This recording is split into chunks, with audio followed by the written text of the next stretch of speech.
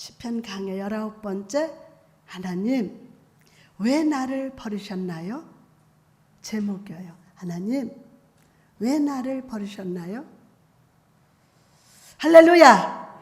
성령의 바람이 자연 속에 가을의 풍경화를 그리고 있는 이날, 내 마음에 은혜 풍경을 그려주실 하나님의 손길을 기대하며 예배 자리에 나오신 여러분을 주님의 이름으로 축복합니다.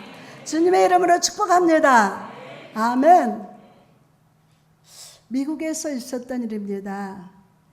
26살의 아름다운 여인 홀리는 결혼해서 아주 귀여운 딸을 출산했습니다. 그렇게 아이를 낳고 3주가 지났을 때 이 손가락 끝이 얼얼한다고 하죠. 얼얼한 느낌이 들었어요. 이게. 그리고 이 여인은 목 아래 모든 부분이 마비되는 희귀병에 걸렸습니다. 말을 할 수 없어 어린아기처럼 웅얼거리기만 했고, 온몸에는 극심한 고통과 함께 스스로를 호흡도 할 수가 없었습니다. 인공호흡기에 의존하던 그녀는 점점 사망의 골짜기로 내려가고 있었습니다. 과연 그녀에게 살아날 소망이 있을까요? 오늘 본문은요, 다윗의 시로서 다윗이 자신을 죽이려고 집요하게 추적하는 사울을 피해서 도망 다닐 때 쓴 시입니다. 시를 그냥 읽어보면 아무 죄도 없이 핍박과 고난을 받는 자신의 기가 막힌 심정을 호소하는 비탄시처럼 보입니다. 그러나 내용을 깊이 묵상하면서 읽어보면 1000년 뒤에 다윗의 혈통으로 오시는 예수 그리스도의 순환과 영광을 예언하고 있음을 보게 됩니다. 영광을 보게 돼요. 다윗의 고난과 고통을 묘사하는 그 표현 속에서 우리는 예수님의 장차 이 땅에 오셔서 당하실 고난의 상황을 분명하게 떠올릴 수가 있습니다. 그리고 결국에 그 모든 고난과 죽음의 세력을 이기신 예수 그리스도의 환희를 맛볼 수 있어요. 오늘 맛볼지어다. 여러분, 오늘 이 말씀 속에서 예수 그리스도를 만나기를 축복합니다. 자, 이 하나님의 말씀은 성령의 감동으로 씌어진, 그리고 또한 주의 종도 성령의 감동을 받아서 말씀을 준비하고 이 자리에 섰습니다. 여러분, 오늘 성령의 감동을 받을지어다. 성령의 기름 부으심으로 충만할지어다. 여러분, 지식이 아닙니다. 여러분, 지식이 아니에요. 오늘 성령으로 들어야 돼요. 오늘 성령님을 환영하며 그분을 기뻐하며 성령님을 인정하면서 이 말씀 속에서 예수 그리스도를 만나시기를 다시 한번 축복합니다. 그래서 힘든 현실을 극복해서 부활하신 예수 그리스도와 함께 승리의 찬양을 부르는 성도 여러분 되시기를 주님의 이름으로 축원합니다. 본문 1절에 보니까 내 하나님이여, 내 하나님이여 어찌 나를 버리셨나이까? 본문은 예수님께서 십자가 순환을 당하시면서 네 번째로 하신 말씀입니다. 예수님께서는 하늘을 다 우러러보시면서 아람어로 엘리 엘리 라마 사박다니라고 부르주셨어요. 엘리 엘리 나바 사박다니 라고 막 부르짖으셨어요. 주님의 두 손과 두 발에는 못이 박혔습니다. 채찍을 39대나 맞으시고 뼈가 다 드러날 정도로 몸이 망가진 상태였습니다. 그러나 그 어떤 고통보다 예수님을 힘들게 한 것은 하나님과 분리되는 고통, 누구와 하나님과 분리되는 고통, 버림받는 고통이었어요. 인류의 모든 죄를 다 모아서 예수님께 다 짊어지고 하나님의 아들을 딱 버리셨어. 오늘 본문 속에 다윗도 하나님께 버림받은 것 같은 고통 속에 있음을 봅니다. 아무 죄도 없이 사울왕에게 쫓기고 있던 다윗은 위기 속에서 외칩니다. 엘리 엘리 라마 아자부타니, 내 하나님 내 하나님 어찌 나를 버리셨나이까. 그가 내 하나님으로 고백하는 분은 엘로힘 하나님, 강하고 전능하신 하나님이셨습니다. 그가 내 하나님으로 고백하는 분은 엘로힘 하나님, 강하고 전능하신 하나님이셨습니다.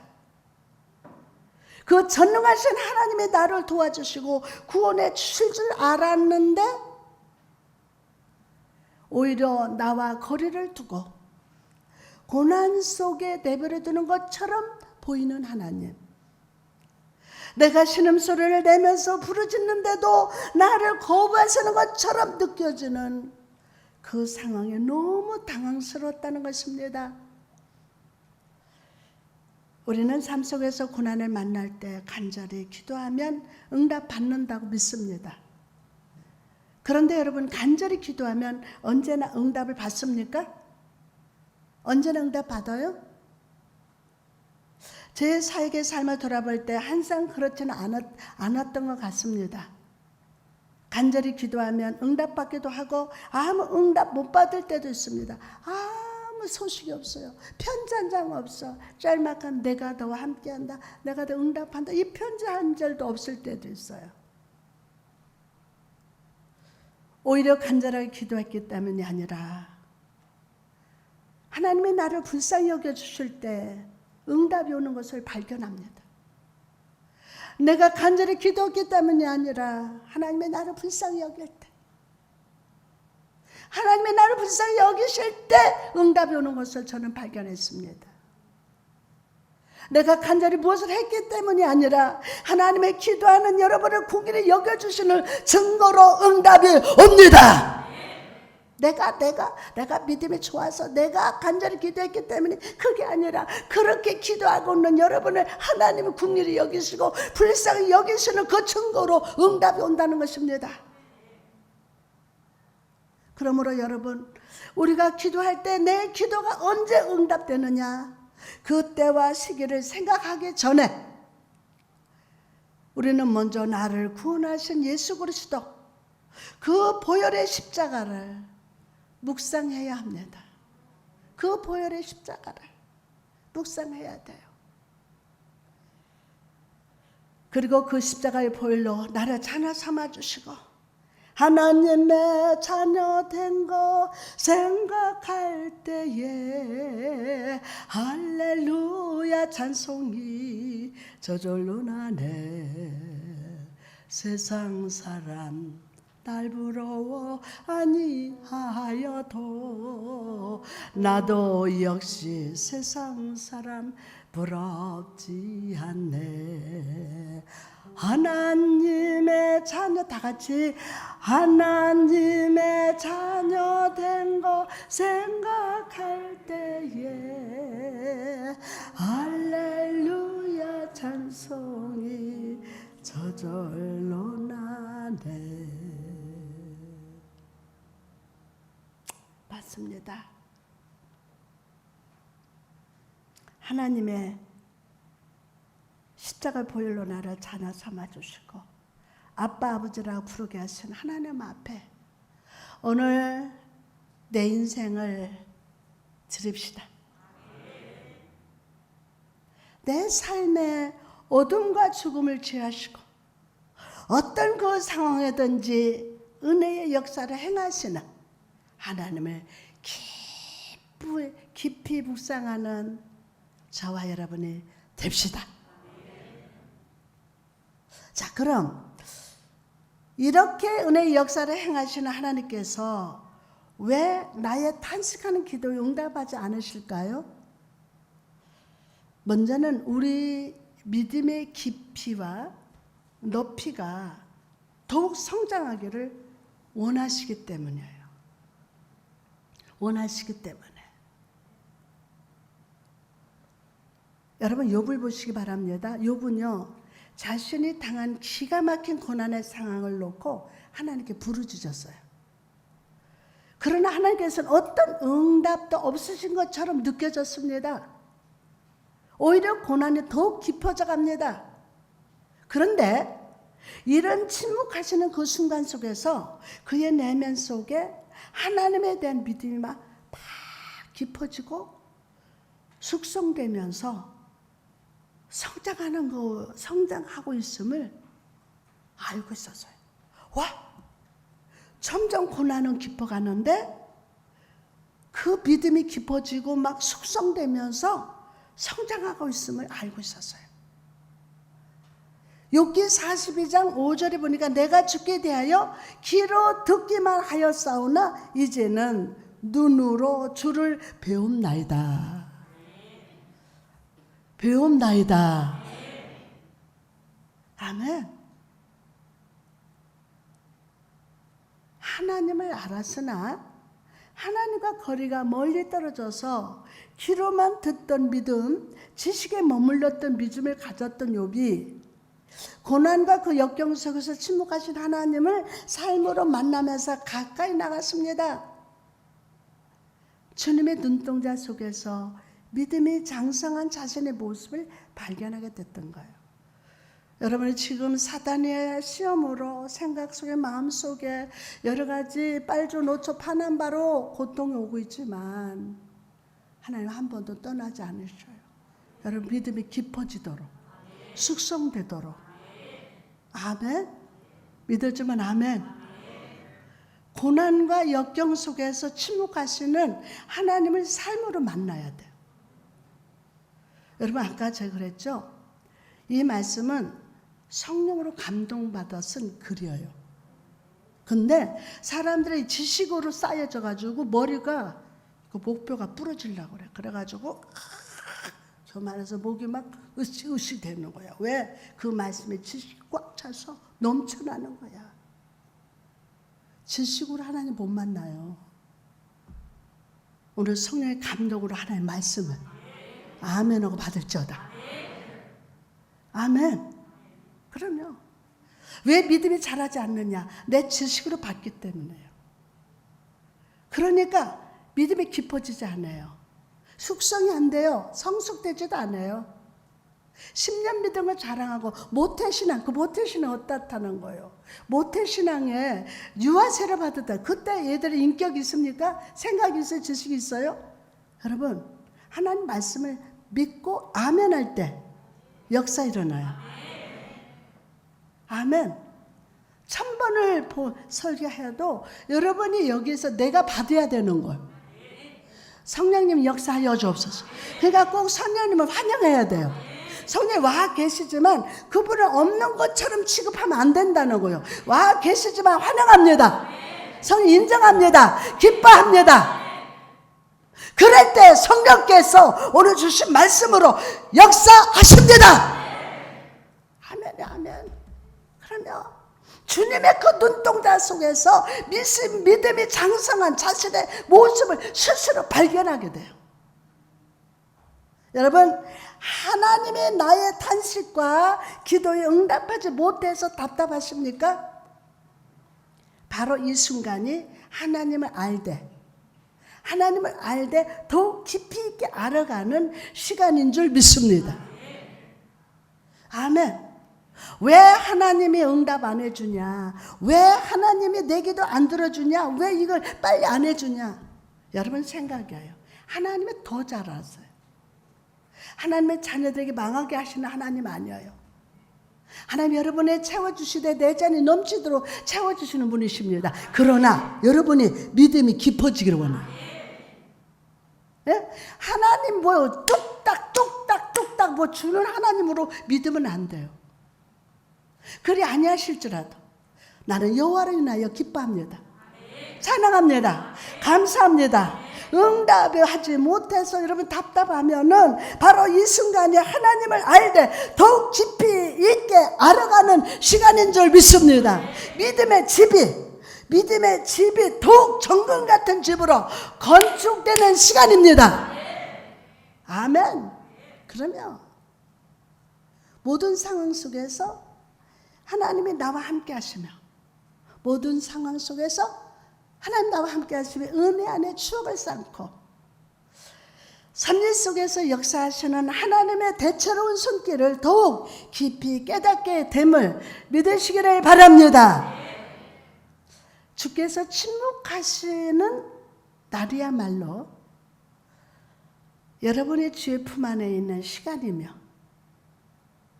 하나님의 다스리시고 인도하시는 순간입니다.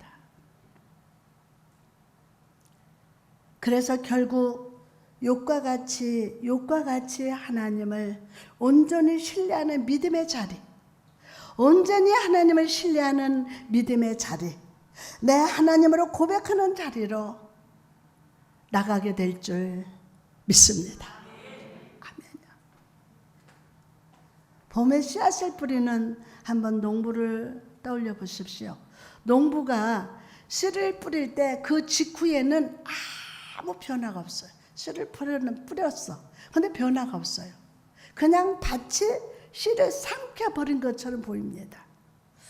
그러나 물을 주고 정성스럽게 돌보며 그 땅에 뿌리가 내리고 줄기를 내서 열매를 맺게 됩니다. 포도씨를 심으면 포도 열매가 자라나고 사과씨를 뿌리면 탐스러운 사과가 자라납니다. 그리고 우리는 그 땅을 공토라고 부르지 않고 사과밭, 포도밭, 복숭아밭, 밭이라고 합니다. 기도는 씨를 뿌리는 것과 같습니다. 당장의 응답이 오지 않고 하나님이 내 기도를 무시하는 것처럼 느껴질 때가 있습니다. 기도는 병아리 눈물만큼 하고 주여 한번 하고 그 응답 보길 아는 그런 하나님이 아니에요. 자녀들을 믿음을 깊이 있게 숙성시켜. 응? 기도는 씨를 뿌리는 것 같다고요. 하나님이 내 기도를 무시하는 것처럼 느껴질 때도 있어요. 그러나 하나님께서는 그 모든 기도를 들어주십니다. 다 듣고 있어요. 다 알고 있어요. 여러분 형편도 알고 얼마나 간절함이 있는지 얼마나 고통받는지 다 알고 계세요. 빈들 같은 우리 인생 속에 은혜의 축복의 열매를 자라나게 하시는 선하신 주님의 되심을 오늘 믿읍시다. 무엇보다 땅의 시선을 두고 세상 염려에 사로잡힌 우리를 은혜의 강자로 축복의 사람으로 본질을 바뀌신다. 본질 자체를 바뀌어요. 아브라함이 되고 야곱이 이스라엘이 되며 사울이 사도 바울이 된 것처럼 주님께서는 힘들고 어려운 현실에 살아가는 여러분에게 창조의 능력으로 임하시사 인생의 본질을 변화시켜 주십니다. 그러므로 여러분 오늘 내 삶에 당장 응답이 없다고 불안해하거나 원망하지 말고 하나님을 믿으십시오. 시작. 하나님을 믿으십시오. 이게 중요해요. 그냥 왔다 갔다 하는 가짜가 되지 말고 하나님을 믿으세요. 내 하나님으로 믿으십시오. 하나님을 믿되 내 하나님으로 믿으십시오. 주께서 내 삶을 은혜의 꽃밭으로 바꾸실 것을 확신하면서 오늘 또 믿음으로 기도하시기를 축복합니다. 오늘 본문의 고백을 겉으로 보면요 원망과 탄식처럼 보입니다. 그러나 다윗이 이 고백은 원망이나 불신에서 나온 것이 아닙니다. 아니에요.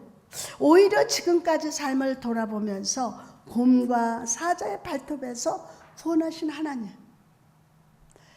골리앗과 전투에서 전능하신 능력으로 승리케 하신 하나님에 대한 믿음에서 난 고백이에요. 잘 들어보세요. 두 번째로 어찌라는 표현 속에서 우리는 지난날 자신의 삶을 돌아보는 시인의 모습을 봅니다. 어찌 나를 버리셨나이까? 라고 부르짖으면서 시인은 혹시나 과거에 하나님 앞에서 버림받을 만한 죄를 저지른 것이 없는지를 돌아보았습니다. 나가서 어찌 나를 버리셨나이까? 라는 그 고백 속에서 우리는 고난 속에서 부르짖는 자의 탄식을 들어주신다는 하나님에 대한 믿음을 발견합니다. 믿음을 발견해요. 믿음. 때문에 시인은 내 하나님이여, 내 하나님이여 라고 부르짖으면서 오직 하나님만이 나의 도움이시며 반석이시며 피난처가 되심을 고백합니다. 이 기가 막힌 상황 속에 있는 자기 자신을, 자신의 운명을 하나님께 맡겼던 것입니다. 어떤 형편 속에서도 하나님과의 관계권을 놓지 않겠다는 거예요. 어떤 형편 속에서도, 어떤 상황 속에서도 하나님과의 관계의 끈을 놓지 않겠다는 거예요. 여러분 아멘 합시다. 어떤 상황 속에서도, 어떤 형편 속에서도 하나님과의 관계의 끈을 놓지 않겠다는 거예요. 우리는 생명입니다.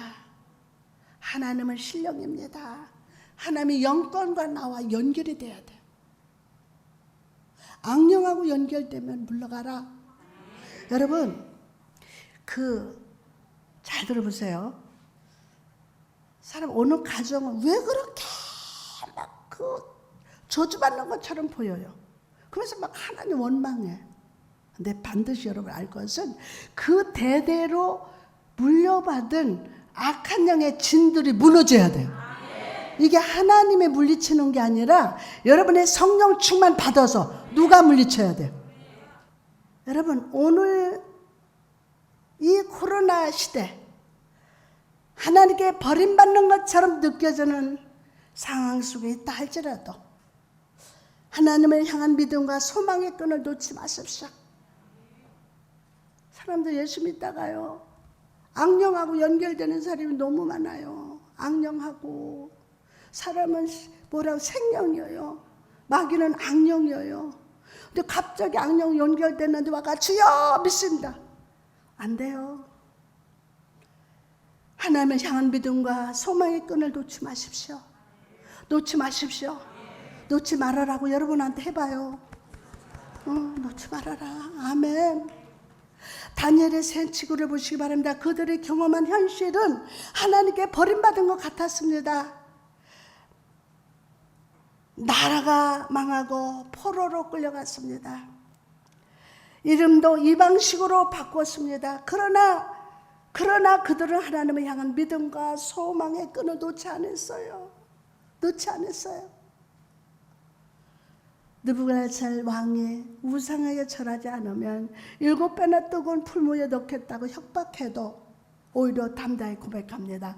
다니엘서 3장 16절에서 18절 말씀이니까 사드락과 메삭과 아벳느고가 왕에게 대답 이르되 느부갓네살이여 우리가 이 일에 대하여 왕에게 대답할 필요가 없나이다. 왕이여 우리가 섬기는 하나님이 계신다면 우리를 맹렬히 불타는 풀무불의 가운데서도 능히 건져내겠고 왕의 손에서도 건져내리이다.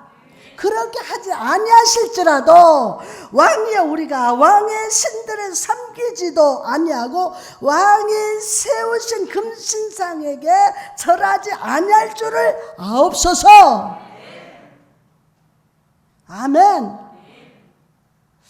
그리고 그들의 이 믿음으로 풀무불에 들어갔을 때 머리털 하나도 타지 않고 구원을 받았어요. 뭐만 탔죠?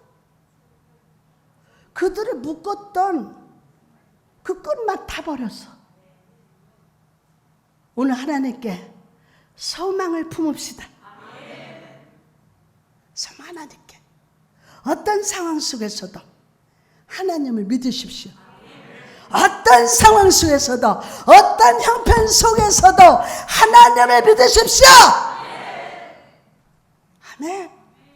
그럴 때 예수 그리스도를 죽음에서 살리신 하나님께서 여러분을 구원하실 겁니다. 하나님과 은혜의 끈이 연결된 자는 반드시 승리하게 될 줄 믿습니다.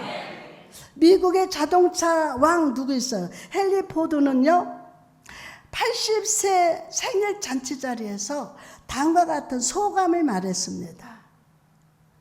내가 살아오는 동안 나는 허황된 계획을 꾸민 적도 있었고 실현 불가능한 꿈을 가질 때도 있었습니다.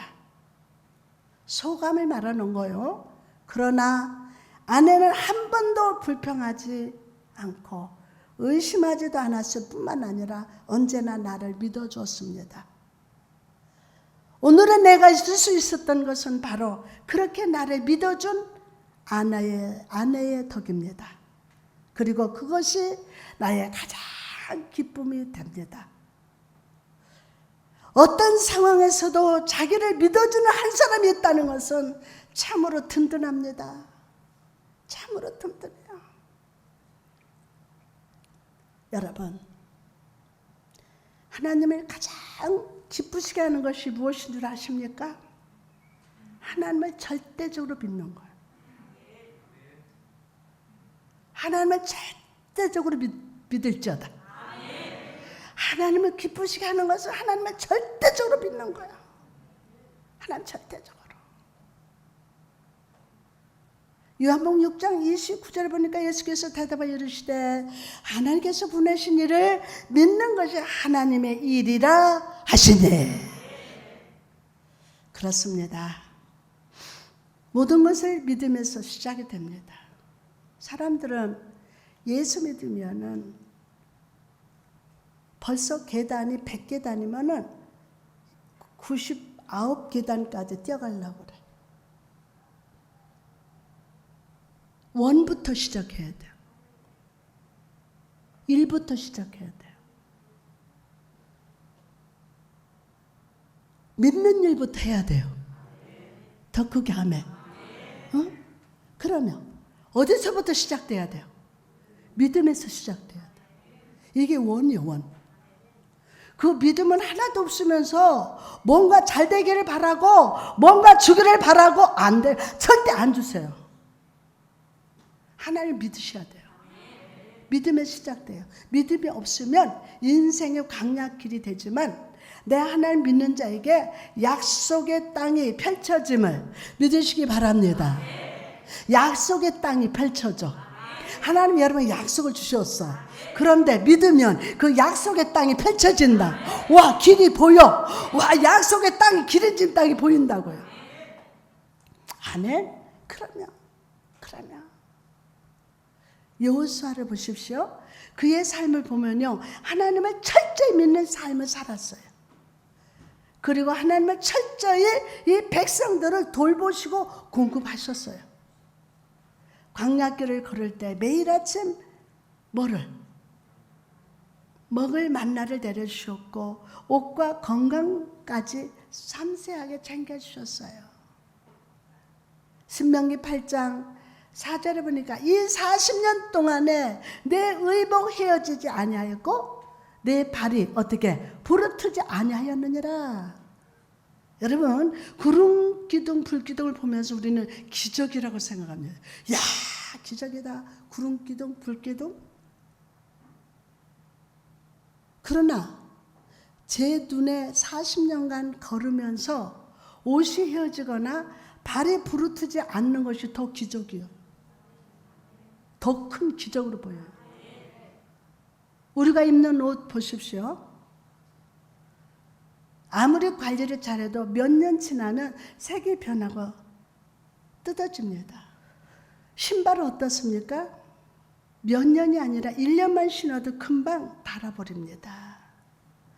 그런데 거친 광야를 걸으면서도 옷이나 발이 병난 사람이 없다는 것은 무슨 뜻입니까? 하나님은 그만큼 세밀하게 돌보고 입히셨다는 거. 믿어지면 아멘.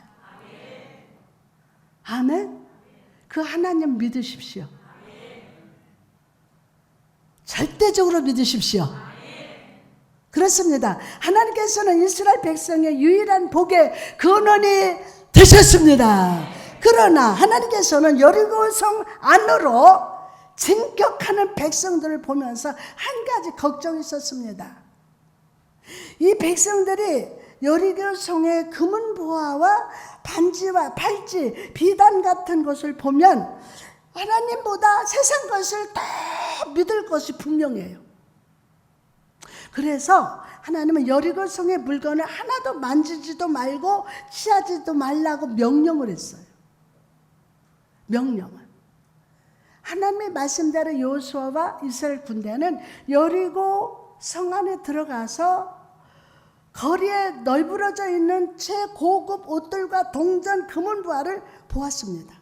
그러나 하나님의 명령을 기억하면서 그냥 지나가서 보기는 보는데, 그러나 단 한 사람 누구예요? 단 한 사람 누구예요?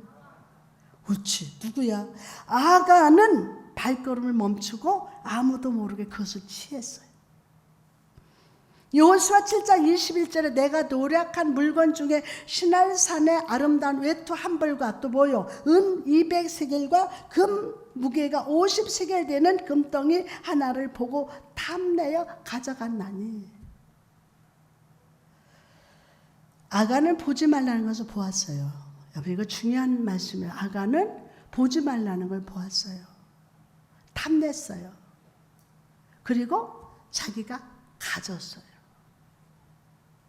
우리는 이 장면을 보면서 아간이 도둑질해서 훔쳤다는 사실에 주목합니다. 그러나 아간의 진짜 죄는 하나님을 믿지 못했다는 거예요. 진짜 죄는 하나님을 믿지 못했다는 거예요. 아간은 하나님의 지혜를 믿지 못했고 그분의 공급과 보호하시는 능력을 믿지 못했어요. 그리고 그 결과로 하나님의 심판을 받아서 돌에 맞아 죽었습니다. 하나님 믿지 않아서. 여러분, 하나님께서는 오늘 우리가 하나님을 믿는 자가 되기를 원하십니다. 요구하십니다. 하나님을 믿어라. 하나님을 믿어라. 믿는 자 되기를 원하십니다. 믿는 자 되기를 요구하십니다. 오늘 여러분의 인생 장막을 보십시오. 여러분의 장막 아래서 무엇이 나고 있습니까? 하나님을 향한 온전한 믿음입니까? 아니면 세상 것입니까? 물질입니까? 명예입니까? 오늘 세상 것에 눈길을 두지 말고 하나님을 믿으십시오. 제발, 제발 하나님 믿으십시오. 제발 하나님 믿으십시오. 응? 믿으십시오. 디모데전서 6장 17절에 내가 이 세대에서 부한 자들을 명하여 마음을 높이지 말고 정함이 없는 재물에 소망을 두지 말고 오직 우리에게 모든 것을 후히 주셔 누리게 하시는 하나님께 두며 하나님께 두며 아멘. 여러분, 하나님 믿고 하나님을 바라보라고 여러분 가진 거 다 하나님께 드리라는 거 아니에요. 돈 벌지 말라는 얘기가 아니에요. 사업하지 말라는 얘기가 아니에요. 여러분 시선이 어디에 있느냐는 거예요. 여러분 시선이. 여러분이 하나님을 믿는 만큼 여러분의 삶의 영광이 임할 것입니다.